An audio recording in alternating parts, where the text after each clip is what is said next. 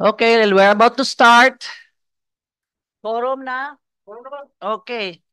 94th regular session of the 20th City Council is now called to order. Invocation by Honorable Councilor Jose Pepe Abu, followed by singing of Lupang Hinirang and the Cagayan de Oro March. Please rise. Palayo kog tindog sa mga oros lang ng Father, the Son, the Holy Spirit. Amen. Almighty Father, we stand in your holy presence as our Supreme Master. We humbly beseech you to bless and inspire us so that what we think, say, and do will be in accordance to your will. Enlighten our minds, strengthen our spirits, and fill our hearts with eternal love, wisdom, and understanding so that we can be effective channels of truth, justice, and peace. In our session today, guide us in the path of righteousness for the fulfillment of your greater glory. Amen.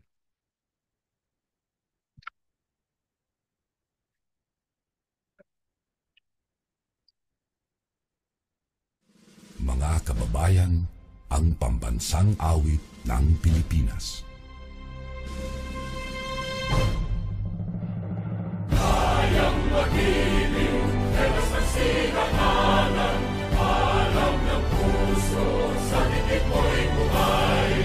Lupang hinirang, tuyang ka ng magiting, sa manlulupin, di ka pasisingil, sa nagatang tutok sa simoy at sa langit mong pamraw, ay hinatang tulad, awit sa pagkayang minamahal.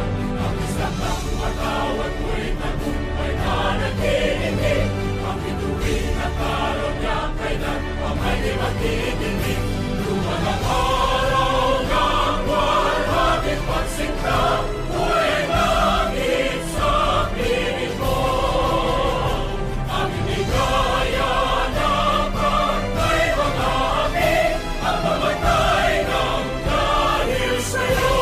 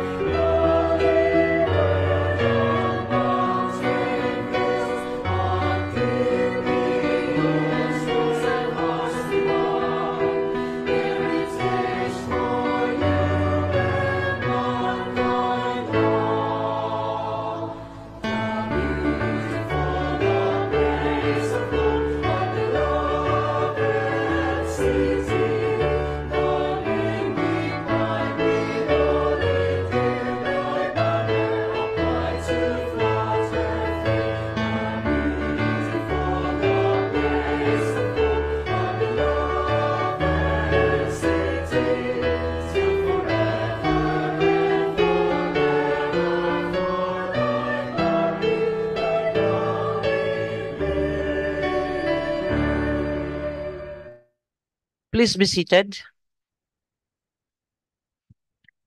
Mr. Secretary, please do the roll call.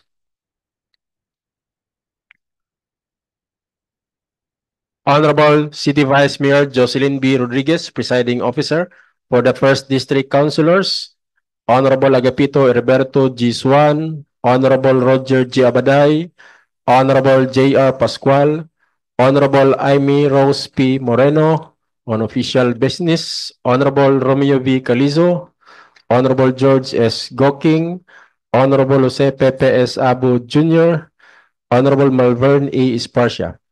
For the second district councilors, Honorable Ivona Yasin B. Imano, Honorable Maria Lourdes Isjaani, Honorable Jolene Mercedes El Balaba, Honorable James K. Judith II, Honorable Ayan Mark Yunakaya, Honorable Edgar S. Cabanlas, Honorable Christian Rostico M. Achas, Honorable Josette G. Magtahas Daba.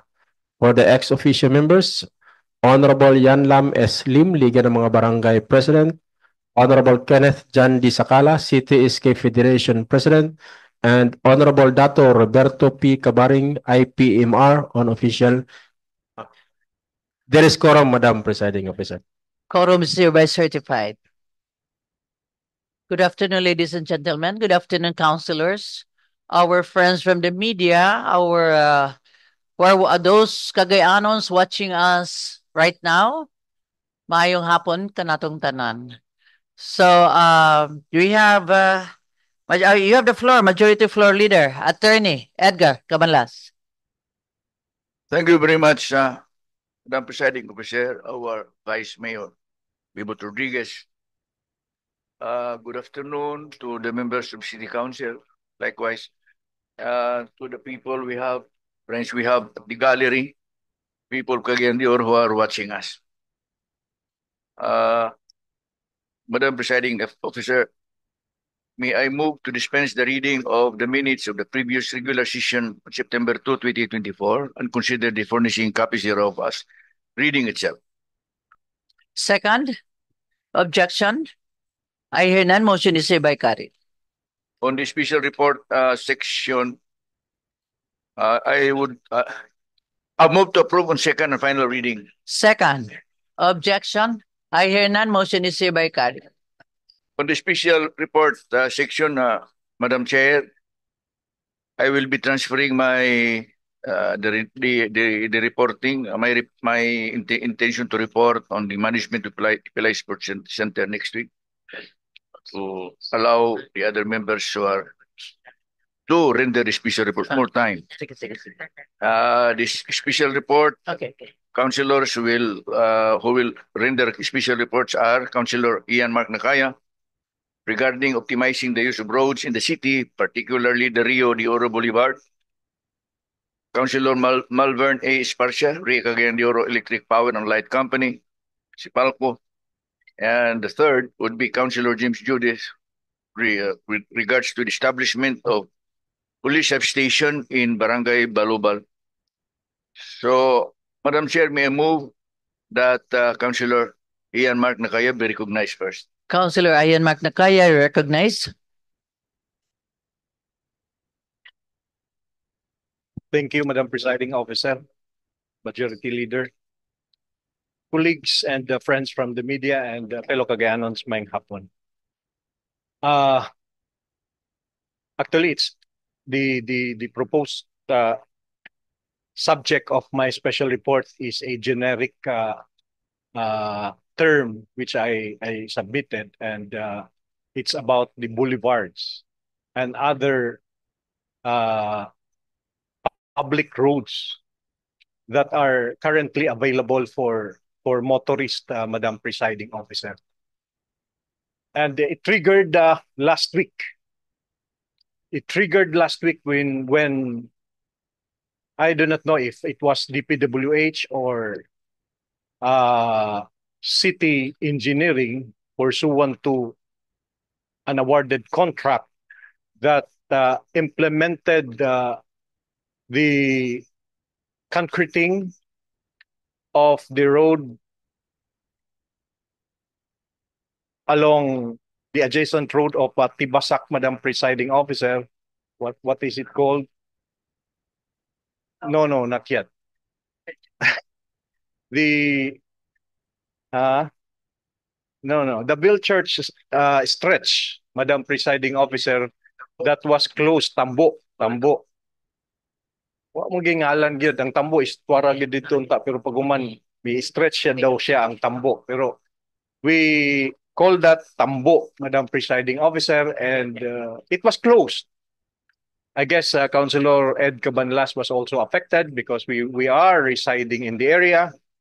And in fact, some friends communicated with us, and I personally witnessed, Madam Presiding Officer. And my my youngest, who happened to be a student in Corpus Christi School, have to walk, considering that the traffic was already on steel. So she has to walk 1 kilometer. But that is not the point, Madam Presiding Officer. By the people who not only affected because of the closure, but compounded with the opening of Balulang Makasandig Road, which has been utilized not only for traffic for the private vehicles, but also public vehicles who cut their routes just to immediately reach the western side of Cagayan de Oro. And Tibasak has already been utilized as the major road towards the entry of Taguanao and Balulang. So it happens every day. And with that realization, Madam Presiding Officer, for such a time now, people are thinking about Makasandig Boulevard. I have talked personally with the executive who happened to also be the overseer of the implementation from RTA, from engineering, that this Makasandig Boulevard is soon or about to be open for the motorists. And that was few months ago. I do not know what happened. In fact, it was also triggered by the closure of Paninda Dinha sa gabi because it was about to be opened already. But unfortunately, it did not occur, Madam Presiding Officer. And the same stretch of road from Balulang Taguanao at Balulang Makasandig footbridge, supposedly towards the Rotonda, which can separate more motorists and divide these motorists to this boulevard, which will ease traffic in the area of Makasandig. Incidentally, the same is true. If, for example, Madam Presiding Officer, we open up the Cagayan de Oro Boulevard from Barangay 7 to Barangay Puntod. Imagine the long stretch of road that can also be utilized for traffic. We can use it one way. And if, for example, we still use one side of the area for pedestrians use for physical fitness, it can also be facilitated along the way that we can provide for our people, Madam Presiding Officer, for the motorists, for the cyclists, for the fitness program, that it can be provided through facilitation of managing the boulevard that is supposed to be for the people of Cagayan de Oro. And those other public roads, Madam Presiding Officer, that may be identified by RTA. We should understand right now that we could no longer avail ourselves with two-way streets in certain areas where there are traffic congestions. If it can be done by way of designated certain areas as a one-way, as a through street, perhaps it's about time. And provide our pedestrians and cyclists in areas where we can also identify. So, we appeal and we urge. I do not know the terms of the JICA who is providing funds for this project, Madam Presiding Officer, whether this project has been undertaken as a boulevard or boulevards only for our people for as a walkway street or as a traffic incremental program for the motorist. So I submit to the City Council, and maybe perhaps we can ask the committee of Councilor General Romeo Calizo to check with the terms of agreement and at the same time urge our executive to perhaps implement already what has been initiated earlier on. Thank you. Thank you very much, Councilor Ian Mark Nakaya. I'm also wondering why it's all closed when we need extra road for the motorists and for everybody. So refer to the okay. Councilor Majority Floor Leader, Attorney Edgar Cabanlas, you have the floor. Thank you very much, Madam Chair. Yes, I agree with that special report that there is a need for us to review whether to allow motorist traffic along this Makasandig Boulevard. Kay gikalitan naman ta nila og sira sa Tambo Road. Ganina gikan sa balay paingon sa flag raising ceremony. Usually it took me around mga 20 minutes, the usual time consumed from the house to City Hall. Pero ganina from the house to Makasandig Elementary School, it took me around 1 hour. Yeah. So bisag allowance ko na late lang gyapon ko. So Kay traffic naman daan, napunan traffic pag na yun. oo, napuno na sirag yun. So I think there was this intention on the part of the city government to allow traffic along this Makasandig Boulevard. Kani tingali ang kuan murag dunay reservation to use that for people, for our residents to enjoy. But kining Makasandig Boulevard, doon na intention ng city government nga gamiton ka na para sa mga motorist. So I agree that we should refer that to our committee chairman, General Calizo, and to invite the RTA and to make recommendation. Yeah. I think the mayor will not, of course, disagree on this if he will know the real picture of what's going on. Thank you very much, Yeah. Madam Chair. Thank you very much, Majority Floor Leader, Attorney Edgar Cabanlas. Refer to the committee on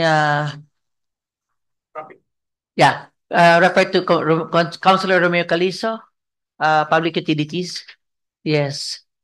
Because Rio Verde, I do not know why it has to be closed. When that could be a big help, no, sa lusot-lusot na dalan traffic.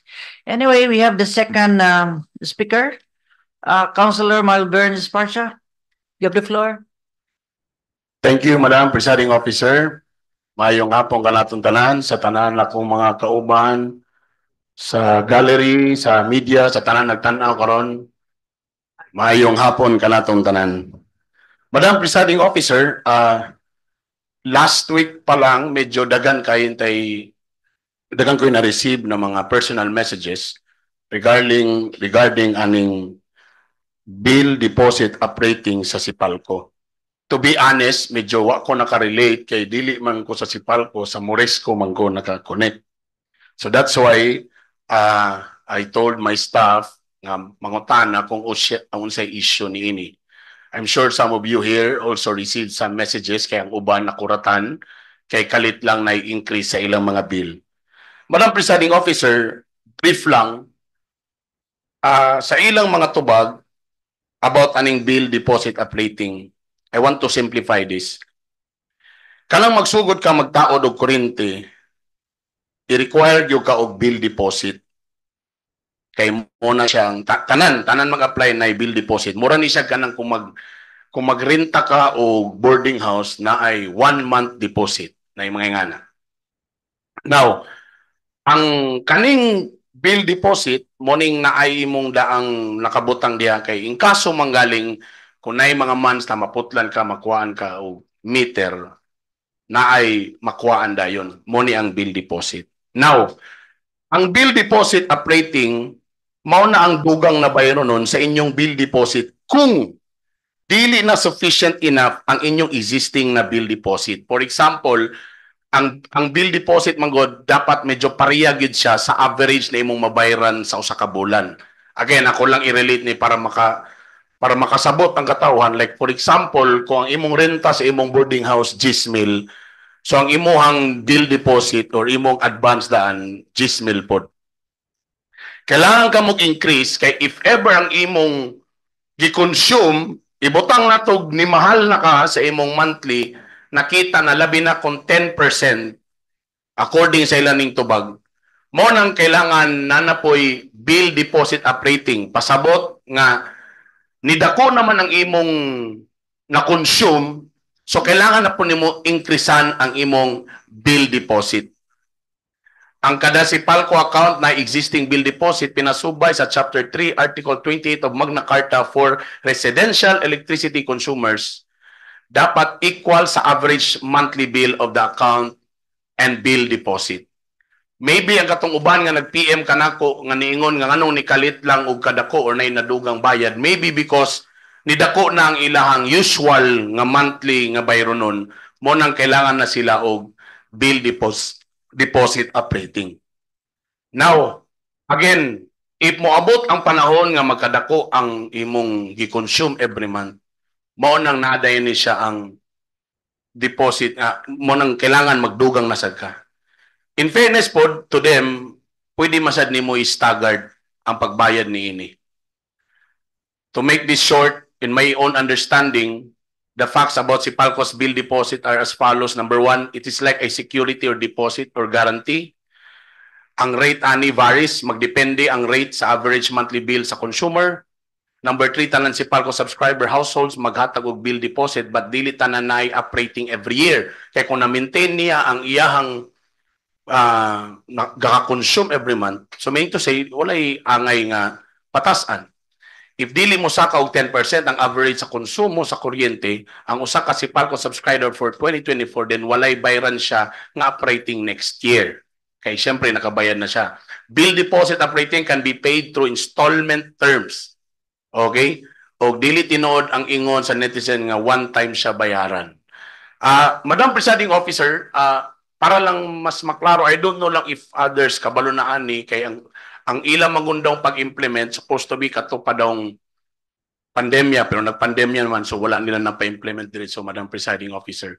Ang uban nakuratan nga nung ingani, tapos nag-post man po daw sila sa Facebook. I'm sure dili po tanan siguro consumers naka-follow silang Facebook o dili baka updated sa unsay gi-post. For the sake, Madam Presiding Officer, my prayer would be, pwede ba nato maimbitar sa bisag sa committee level lang nga kung tama ba akong pagsabot o ang ilang pong explanation niini, then the legalities also of this para lang po mahatagan o katinawan ang mga consumers, Madam Presiding Officer. Daghang salamat. Okay, thank you very much, Councilor Burns Pasha. Refer to the Committee on Energy. Kinsa man? Councilor Agasuan. Okay.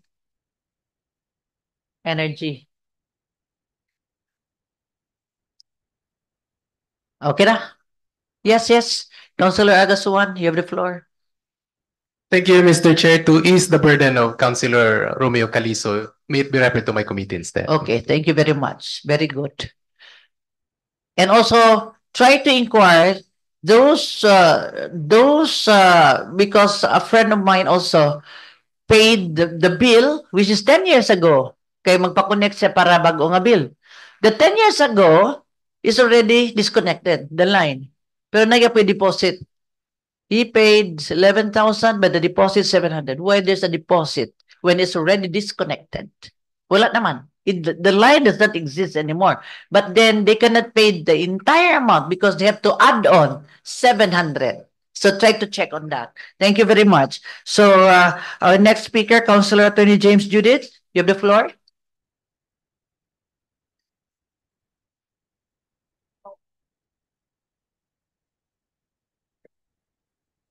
Sa atong Madam Presiding Officer, Vice Mayor Jocelyn Bebot Rodriguez, atong Majority Floor Leader, Council Edgar Cabanlas, akong tinahod ng mga kauban sa konseho, mga bisita nga naa dinhi sa gallery, mga gigsakpan or membro sa prensa, atong katawhan sa Dakbayan sa Cagayan de Oro, maupay sa inyong tanan. Madam Chair, base sa kasamtangan nga command structure sa atong Cagayan de Oro City Police Office Kunkupo, ubos sa liderato ni Colonel Salvador Adam. Ang atong dakbayan adunay napulo ka police precincts kon police station. Ug matag police station aduna gilangkuban kini og 4 hangtod 5 ka mga barangay. Isa na niini sa mga police station ang Police Station 6 nga naadya nakabase sa Barangay Puerto. Ang barangay sa atong kanhi kapitan Ayan Atchas. Og apil na nini ang Barangay Balubal nga nasakop sa maong Police Station 6 nga sakop or apil sa iyang AOR kon Area of Responsibility. Og tungod sa hangyo sa katawan sa maong barangay og labi na pod sa ilang mga kadagkuan ubos sa pagpangulo ni Kapitan Pablo Bactong. Og naapod ang basbas sa atong halangdong Mayor Orlando Clarix Uy og inabagan pod ni Colonel Salvador Adam og ang inyong ubos nga igsuon natugutan ra gyud sa dugay nga panahon nga gihangyo nila nga naabrihan ang pinakauna nga police substation sa Tibok Dakbayan, ang Balubal Police Substation. Kay tungod nga mahinungdanon gyud kay tungod sa plastada sa Barangay Balubal, labi na ang atong mga daotang elemento dili naman kinahanglan moagi sa quarantinas o diya sa checkpoint nga gahimutang sa atong AFP o sa PNP diya sa Sayri Highway kay pwede naman sila moagi diya sa may Agusan Canyon. O pinakaimportante pa gyud kay aduna kitay mga tinun-an nga dili lang dinhi gikan sa Dakbayan sa Cagayan de Oro, Madam Chair, kundi dili pod sa nagkadaiyang mga lugar diha sa USTP. At this juncture, Madam Chair, I therefore move, or it is my prayer, Madam Chair, that a resolution be made at the proper time, commending Colonel Salvador Adam for the opening of Balubal Police Substation, and another resolution, Madam Chair, for taking on the challenge and responding to be issued in favor of Police Major Sabino Labitad, the commander of Police Station 6, and that of Police Master Sergeant Hale, who is the first ever or pioneering team leader of the said Balubal Police Substation. Sa katapusan nga bahin, Madam Chair, inani lang pod, matud pa sa panultihon, kung dili kita kinsa man di ay, kung dili karon kanus-a man di ay. Dili lang Kanta na, kanta. Dili. O sa kapanultihon, Madam Chair, dili na nakukutor. Daghang salamat. Ano naman ka dito? O asdang Cagayan de Oro. Ano naman ka dito picture? Because kami man ang nag-abri, Madam Chair. Apil Yung ka. na to. Yes, Madam Chair. Sige, okay. Daghang Thank salamat. you. Yes, Councilor Romeo Calizo, you have the floor. Thank you very much, Madam Chair.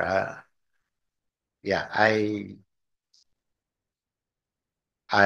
fully agree with the intention of the reporter that police presence are needed in this particular. Why is it why is it only now? Well, supposed to be Balubal is quite far, the farthest district too. Madam Chair, I've also been a company commander in the field for quite some time. When I was a company commander, my company base, we call it the tactical command post, because that's it's only a post, was in Tusig, Bonifacio, Misamis Occidental. But my area of responsibility covers the municipalities of Tangub. Then it was still a municipality, Tangub City now. Bonifacio, the municipality of Tambulig in Zamboanga del Sur, and the far-flung areas of Josetina, Zamboanga del Sur, which has the mission of neutralizing the threat of the CPP-NPA in those areas before. Bonifacio was only my tactical command post. In the police parlance, they term it as police station. That's only a base, Madam Chair. But that doesn't mean that your presence is only felt in your station. Your responsibility should be There. over a certain area, which is included in your responsibility, Madam Chair. So, although before the resolution, Madam Chair, will be approved in today's session, I think it better be referred first to the appropriate committee so that discussion will Yeah. hear the police. Why is there no substation this particular areas? But to me, Madam Chair, the presence of our law enforcement is not by establishing only a base for the command and control. There should be a better maneuver, a better scheme that would make their presence felt, even in the farthest areas of our city, Madam Chair. Because neutralizing the threat of criminalities, the answer is not only by establishing a station, Madam Chair. There should be more ideas or schemes that the police should do other than just establishing station. Because station is just a base, Madam Chair. It does not guarantee a good performance by establishing so many stations, Madam Chair. It's how the police should work that should spell out the solution for this problem, Madam Chair. So again, I hope with the indulgence of the reporter, we first refer this to the appropriate committee, Madam Chair. Thank you. Okay, thank you very much, Councilor Romeo Calizo. Yes, Councilor Ayan Atchas, you have the floor. Maayong hapon to the presiding officer, Jocelyn B. Rodriguez. To my fellow council, katong tanan, mga igsoon. Madam Chair, way back 2017, Barangay Puerto had already the substation or so-called police community outpost, or they called substation. Now, it is somewhere in the Purok Otso, the last Purok of Barangay Puerto. We have there during my time, we have free water expenses provided by the barangay, electricity, nanay selda sa ilalom.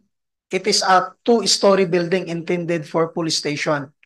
So na siya selda, na siya compute, I provided all the basic needs, being an office or need of the precinct. Now akong na-wonder kung ano nakaabot dito sa Balubal on what happened to the police station of Barangay Puerto.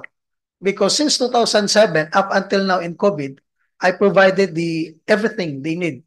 Gani, Madam Chair, na dito ang City Mobile Force Battalion, napo dito ang Oro Task Force, napo dito ang Police Station 6. And what happened, nga dito man nakaabot sa Balubal, nga unta, igo naman lang sila mo lingkod, mo occupy sa building, naanay computer, there are sets of computer, na ay duwa ka silda, babae o lalaki, na ay tubig, na ay kurente, and a 2-story building. And ako lang, Madam Chair, nga atong i-include ang Barangay Puerto, o what happened, nga ngano dito gibutang sa Balubal, nga na may establishment. So existing na siya. Yes, Madam Chair. Oh. So, Yeah. ang ako, Precisely why you will be discussing it with them. yes, Yeah. that would be all, Madam Chair. Okay, thank you very much. So kung na-existing, then you might as well, you plan for the substation. Yes, Majority Floor Leader, Attorney Edgar Cabanlas. Thank you very much, Madam Chair. Kining mga atong function as city officials or national government officials, this is part of their ordinary responsibilities and function. And every time that they do their job, we cannot just padala dito og appreciation. Kimahurot atong panahon na I mean, umabans pag gumagmahay. Unless this is an extraordinary performance of beyond the call of duty, pwede na ito na i-recognize. But kung ordinaryo lang na ito nga trabaho, part na sa ilang trabaho. Yeah. So, and then, yes, let us refer this first with to the Committee of Police Yes. For proper observance of protocol.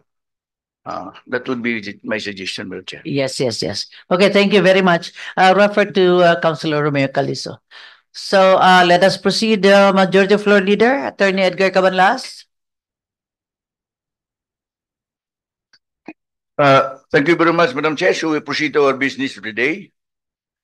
Items 1 and 2. Turks, please.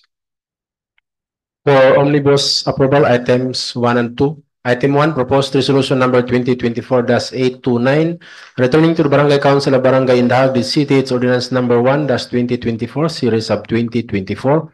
Coverage annual budget for calendar year 2024 with an estimated income of 20,859,823 pesos. Item 2 is proposed resolution number 2024-830, returning to the Barangay Council of Barangay Pagalungan, the city.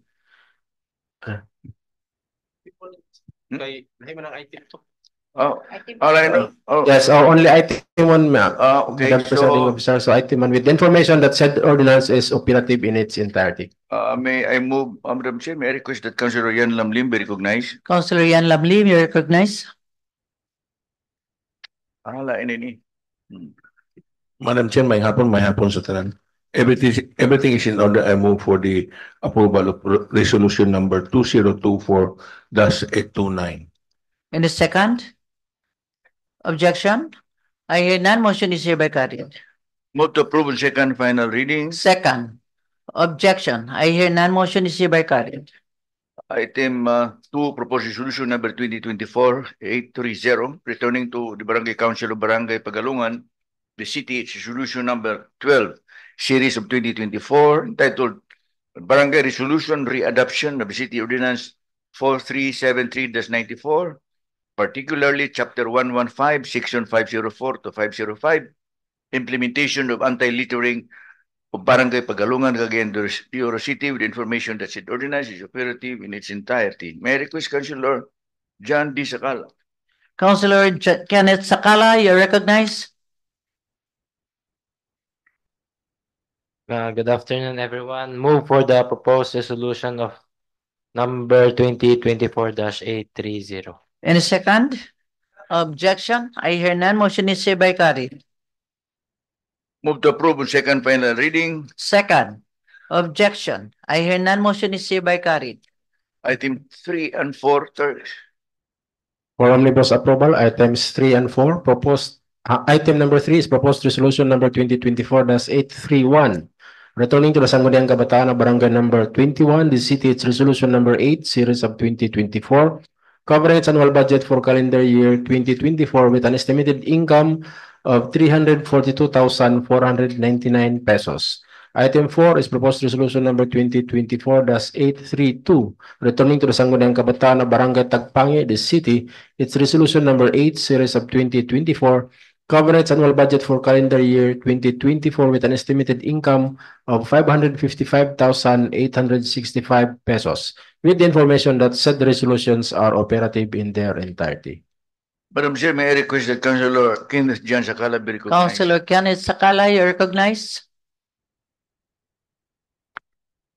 Move for the approval of proposed resolution number 2024-831 and proposed resolution number 2024-832. Second. Objection? I hear none. Motion is hereby carried. Move to approve on second final reading. Second. Objection? I hear none. Motion is hereby carried. Item 5, proposed ordinance number 2024-561, changing the nomenclature of the vacant position licensing inspector 1, item number 42, bar SG-6 to license inspector 1, SG-6 in the plantilla of the office of the city mayor of the city to comply with the Department of Budget and Management local budget circular number 137-2021 entitled Index of Occupational Service, position titles, salary grades in the IOS LGU COI 2021 edition. May I request Councilor Mercedes L. Balaba be recognized? Councilor Joylene Balaba, you recognize. Yes, good afternoon, Madam Chair. I think this resolution, not instead of licensing, it would be license only. So I move for the approval of proposed resolution number 2024-833. 56182. Ah, it's corrected the proposed ordinance 561. Councilor Gurley. Na-correct ba niya? Naka-online. Actually, it's corrected. Okay. Yeah, there's a correction. Okay. Yeah, This is 561. ordinance 561. Okay, high-tech siya. So na-move na yung ng item 6. 561. Okay, okay. Proposed, Okay. I move for the approval of proposed ordinance number 2024-561. Yeah. Okay, second? Second. Objection? Point of information, Councilor Attorney James Judith? License. Madam Chair, gusto lang ako nga malamdagan, kaya kita na ako nga aduna to ay pag-usab sa nomenklatura matud pa gikan sa licensing inspector to licensing inspector 1 na paingon sa license inspector 1 apan nagpabilin man gyapon maura man gyapon ang salary grade. Gusto lang ko mangutana sa asa siya na usab ang pangalan lang gyud wala gyud ang salary grade. So ang ING lang gyud. Okay. So mag-matter pa di gyapon ang ING sa licensing. Okay. So giklaro lang ako. Okay. Okay. So there's already this motion. Ano na to? Na-approve na ba to? Wala pa. Wala pa? Okay. And the second? Second. Objection? I hear none. Motion is hereby carried. Move to approve on second final reading. Second. Objection? I hear none. Motion is hereby carried. Item 6, proposed ordinance number 2024-562, approving the simple subdivision plan of lot 4F, PSD 10-070737 with an area of 1,359 square meters located in Barangay Lapasan City containing 11 lots as specified herein as applied for by Ms. Lydia Bahas and Ms. Editha Gomez, subject to the conditions imposed by the City Housing Board, City Housing Urban Development Department, and the Office of the City Engineer. May I request, Madam Chair, that Councilor Maria Lourdes Gani be recognized. Councilor Maria Lourdes Gani, you're recognized. May ngapon ka natong tanan. Thank you, Madam Chair. Move for the approval of proposed ordinance number 2024-562. Second. Objection? I hear none. Motion is hereby carried. Move to approve on second final reading. Second. Objection? I hear none. Motion is hereby carried. Number 7, proposed ordinance number 2024-563, approving the preliminary subdivision development plan, PSDP, of the proposed commercial residential project located in Upper Palalan, Barangay Lumbia de City, with an area of 434,856 square meters as applied for by the Liberty Land Corporation, represented by Rosabel B. Villanueva, consultant, subject to the conditions imposed by the City Housing Board, the City Housing and Urban Development Department, and the Office of the City Engineer. May I request, Madam Chair, I would like to move for the approval of this And second. ordinance. Objection? I hear none. Motion is hereby carried. Move to approve on second final reading. Second. Objection? I hear none. Motion is hereby carried.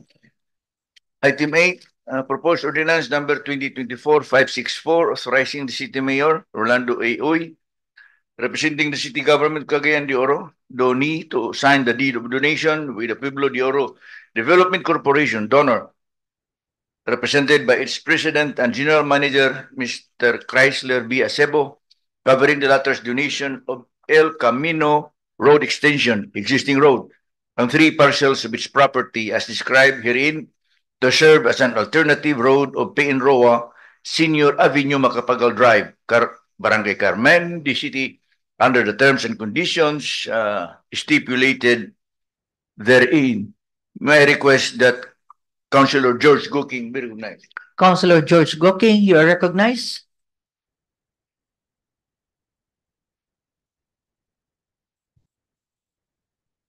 Is this 564?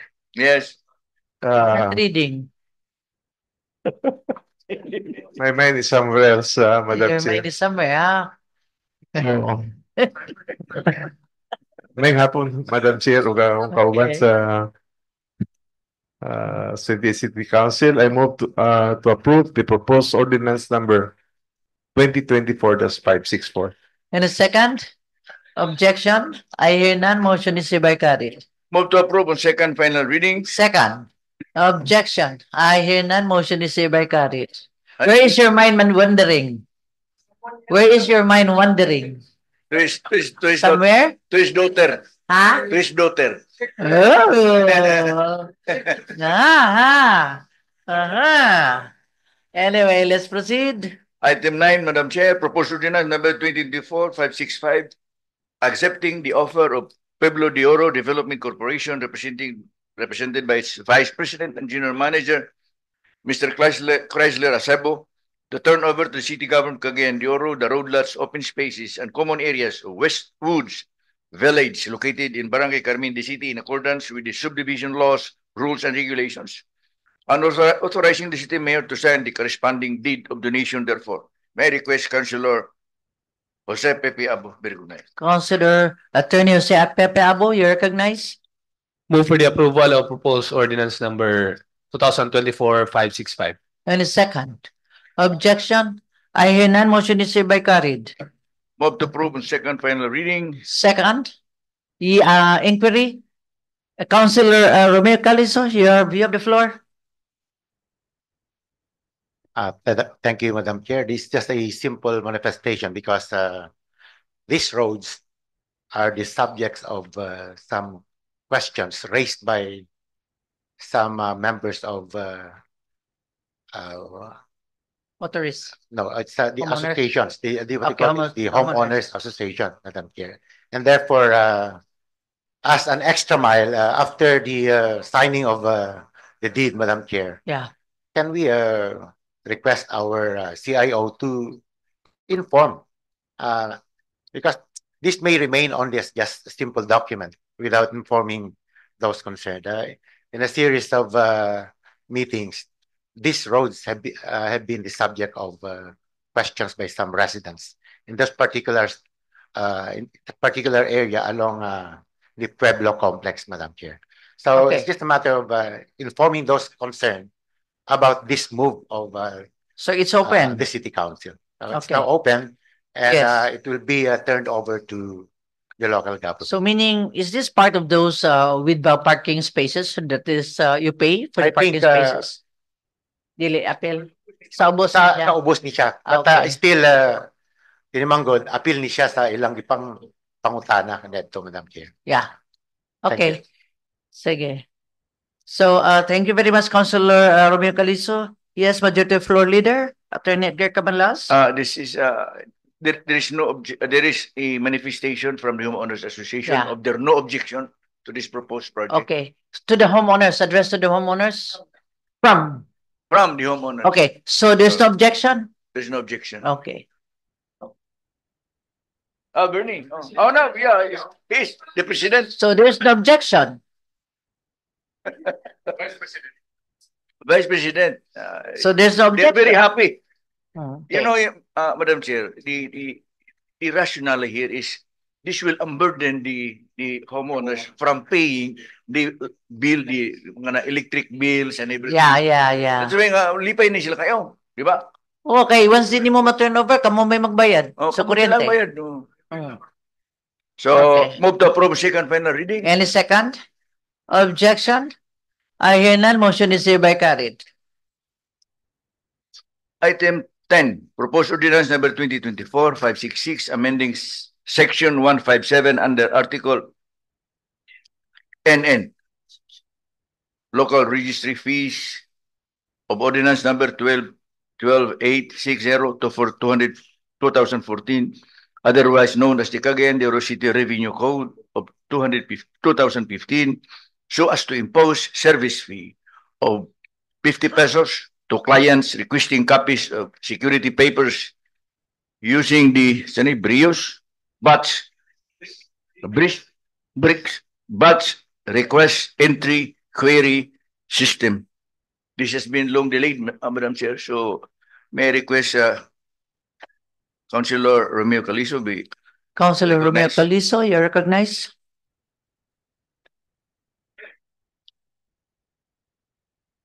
Thank you very much, Madam Chair. Considering that prices are going up, and there goes the suggestion of our civil registry office, Madam Chair. And so I move for the approval of this resolution. Any second? Second. Objection? I hear none. Motion is hereby carried. Move to approve on second final reading. Second. Objection? I hear none. Motion is hereby carried. Item 11, proposed ordinance number 2024-567, professionalizing early childhood care and development service providers, granting benefits and privileges, appropriating funds thereof, and for other purposes. Upon agreement of Councilor Girly Balaba, may I request, Madam Chair, that Councilor Susit Magdas Daba be recognized. Councilor Seth Daba, you recognize? Thank you so much, Madam Presiding Officer, Vice Mayor Jocelyn Babot Rodriguez, and Majority Floor Leader Attorney Ed Cabanlas. Move to approve proposed ordinance number 2024-567. Second. Second. Objection? I hear none. Motion is hereby carried. Move to approve on second final reading. Second. Objection? I hear none. Motion is hereby carried. Item 12, proposed ordinance number 2024-568, prescribing the revised schedule of fair market values of real property in Cagayan de Oro City and for other purposes. May I request, I will be the one to move for this, Madam Chair, for the approval. I move for this approval. Okay. Any second? Objection?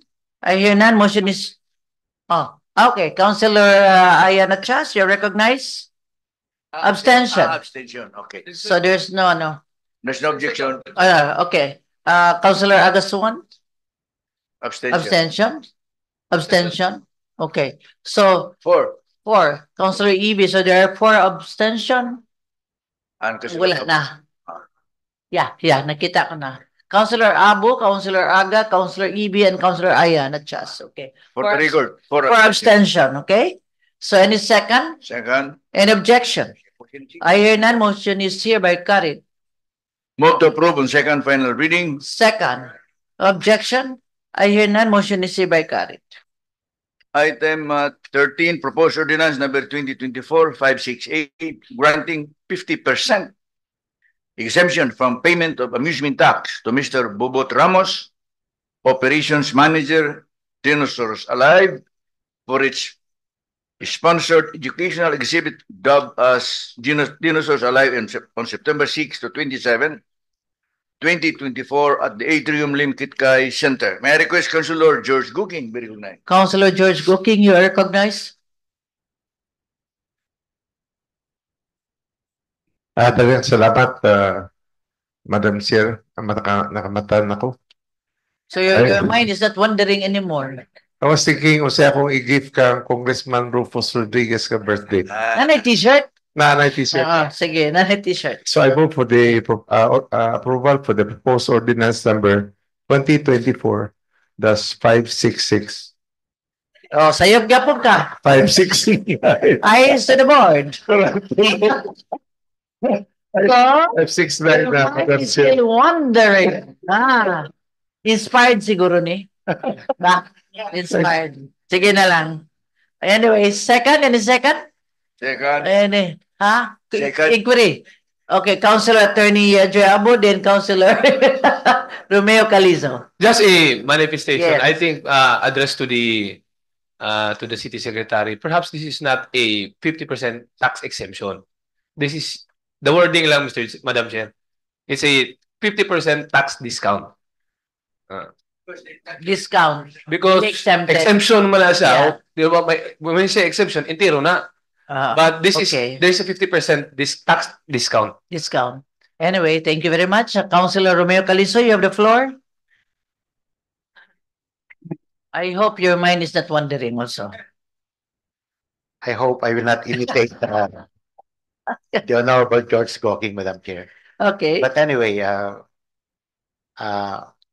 we have been granting tax discount, but tax discounts to amusement business, Madam Chair. Pero sa tinagalog pa, medyo bitin yata yung ating collection sa mga taxes. And this is one source of our tax collection in the first place. And there's so many amusement activities going on in the city. And there's this one good source of tax revenue collection supposed to be. Mas ani nga, basig apil na ang mga pasabong, mangita po sila tax discount, making this as a benchmark, Madam Chair. So, Smile ba si I think, Councilor Roger? I think, anyway, Yeah. they're generating income out of this amusement activities, Madam Chair. I think 50% discount is dako man isa siguro. So considering na murag bitin gamay atong tax collection, nganong Ano dakoon? tanan ba kini kuan nga gapangayo og tax discounts i-grant nato pirmi kay anyway dako baya ilang kita po, Madam Chair. And some part of this should be going to the government, considering murag bitin gamay atong tax collection, revenue collection, Madam. Thank you very much, Councilor. Although I do not. Yeah. Councilor Romeo Calizo, thank you very much. Councilor Girly Balaba, you have the floor. Yes, good afternoon, Madam Chair again. Just in response to our good Councilor Calizo, no? I think a 50% discount is justifiable because this is an educational exhibit. So most of the Students. people or the one who's going to see the exhibit or watch the exhibit would be children, mga kids. So they're not charging for any entrance fee. Automatic man na sila na ay ano 100 pesos. Everybody. Walang bayad ang mga kids. Meaning the entrance is 400? Huh? Even children? Dapat okay, yeah, okay, sige. So dili siya if they are justifiable. paying entrance 400, Dili siya justifiable. so not justified per Councilor Girly Balaba. Yeah, I think so with free, no? Well, anyway, Councilor Attorney Joy Abu. Thank you again, Madam Presiding Officer. Na-discuss man siya sa committee level. In fact, Councilor George, the committee of Councilor George Cooking, the Ways and Means, I was also present that time together with Councilor Suwan. Just in response to the manifestation of Councilor Calizo, sa ato ang na-discussan po namo to, no? But there is this provision under our ordinance, local ordinance, that we can, in fact, grant tax exemptions 100% to any educational, art, civic, cultural exhibits, plays, or inana.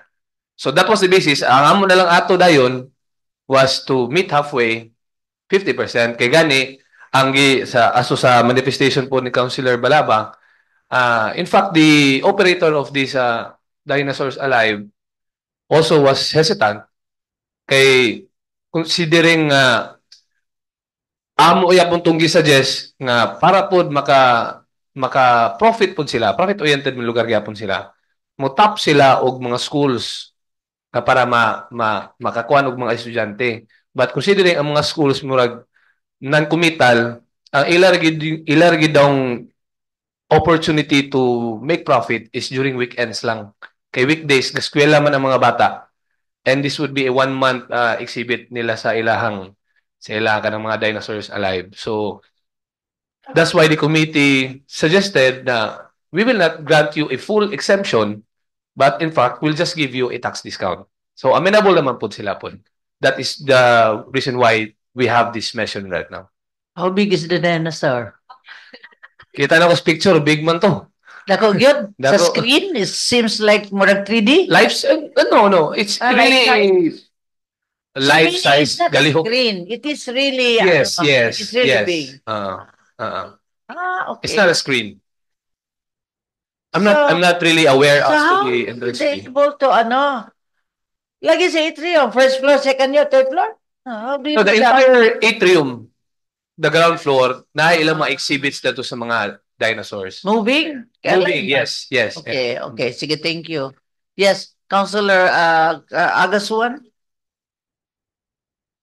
Thank you, Madam Chair. In addition, there was also a precedent. In the previous administration, we also granted 50% amusement tax discount. Also, an exhibit regarding educational exhibit regarding dinosaurs, Madam Chair. I think in the previous administration. Okay. So they come here often? Yearly? Lain-lain. Okay. Anyway, here's Councilor Attorney James Judith. Madam Chair, alayon sa gingon sa atong kauban nga nasugdan nila meet halfway murag si Konsehal Abon nagsulti nga nasugdan nila nga labi na nga na 50% nga kining discount lang kaysa katong akong naobserbahan ngatong nangagi puro man ta as in total exemption gyud alayon pud sa gingon ni General Calizo nga medyo alanganin gyud ta disbentahaan gyud ang atong panudlanan mo kung mahimo kay nasugdan naman kahapon nasulti na pod ni Konsehal Agaswan ug ni Konsehal Joey Abo unta kung maghatag man galing ta og kanang dili na unta exemption gyud labi na nga mahinungdanon sa mga inani pero let us meet halfway nga di pod ingon nga malkansi ang atong panudlanan sa dakbayan kung mahimo kanina gyud ang ato bali standard ang dili ang total nga exemption kundi 50% nga discount sa mga inani at the maximum nasugdan naman so kung mahimo inani pod at least dili balanse pod nga naghatagdag diskwento og dili pod ingon nga disbentahaan ang atong panudlanan sa dakbayan unless kung free di ba no? Because they're not earning. Yes, Madam Chair. Pero ang ako is, basta katong... Kapag nagkuhan man, nangubra man sila, 400. So, yes. Okay. 400 matag-usa, pero kung pamilya sa akong nasayran, +1 sila. Okay, sige. Thank you. Councilor? No, wala. Council Majority Floor Leader, Attorney Edgar Cabanlas? George, mana ba? Mana? Second. Okay. Any second? Objection? I hear none. Motion is hereby carried. Move to approve on second and final reading. Second. Any objection? I hear none. Motion is hereby carried. For inclusion, Madam Chair, may I request that items 14 Napailain? and 15 be included in our agenda today. Okay. Any second? Objection? I hear none. Motion is hereby carried. Item 14, proposed resolution number 2024, approving and or adopting the annual investment program AIP for CY 2025, the city government of Cagayan de Oro. Any second? Move for its approval. Any second? Yes. Councilor Ayanat Chas, you have the floor. Madam Chair, this is only for inquiry. Yeah. Madam Chair, it has been observed nga every time nga money ko sa city, gaagi ko sa SM. And kakakita na ko ang barangay 26. Iguba na ang ilang barangay hall. Then it is quite some time, I think 2 months or 3 months na ako naka-observe. Nga wala pa gid natindog ang ilang barangay hall. Akong question, when I look up the AIP in page 129 in the Barangay Empowerment Program, na-include ba ang iyang budget din sa 2025 o na siya budget sa 2024? Then my second inquiry, Madam Chair, I have nothing to kuan sa SK ni palangga man natong SK. I'm just asking kung inaanabigid kada ko ang iyang budget sa regular nga members sa City Council. Okay. We're going to have di ba? Di ba ka natong Mulberry karon? Probably they can question that in the... This is just the plan. This is just the plan. This is not the budget yet. Yeah, but then they can ask the question when we get to have the schedule, di ba? Well, yes, they can ask the question this coming Friday. Yeah, Friday we will be there, Mulberry. Friday. Oh, Friday. No. It's Friday. Everybody should be there. Reserve your questions. Study your annual investment plan. Starts at 8 o'clock. Wala pa mang invitation so that they will be notified in advance. Because we will be the one to fix the date of the budget hearing. So we will after this approval. Okay. We will fix the date for. So reserve your question. Okay? Monday. So sa Friday kay maglisod tagtuba kung wala kining mga lagi mga department heads. Okay. So any second? Objection? I hear none. Motion is hereby carried. With that, corollary resolution. What was that? Corollary? Ha? Karon ba ko na met na lang nga word? Lari.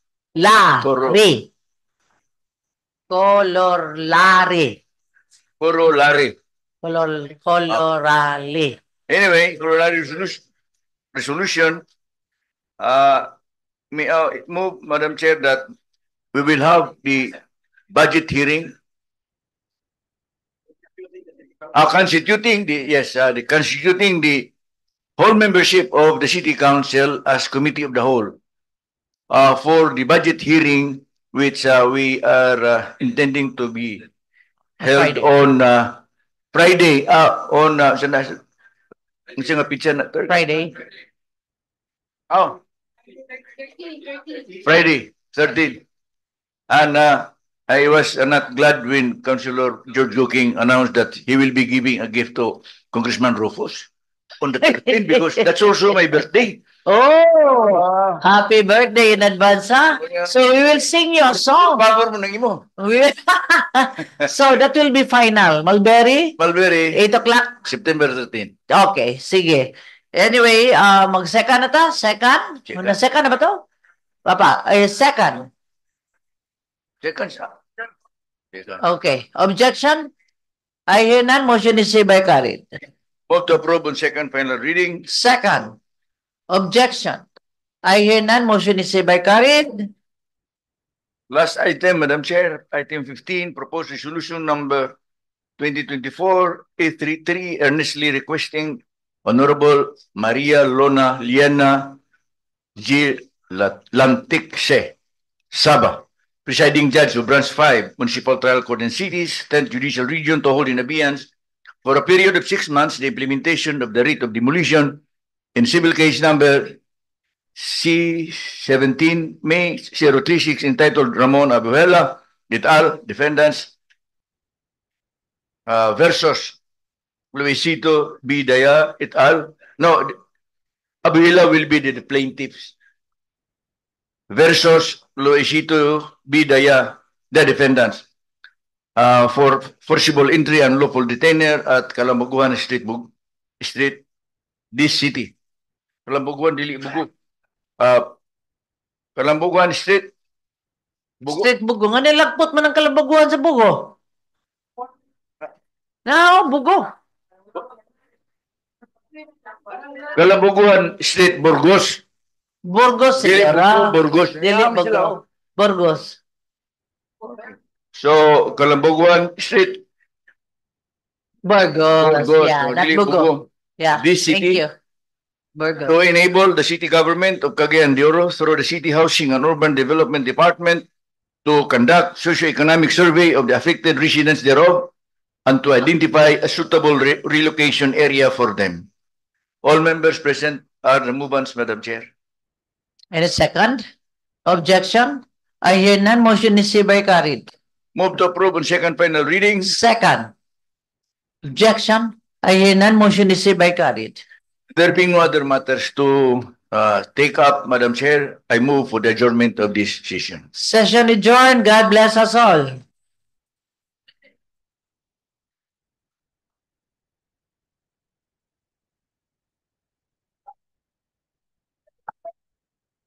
Ah.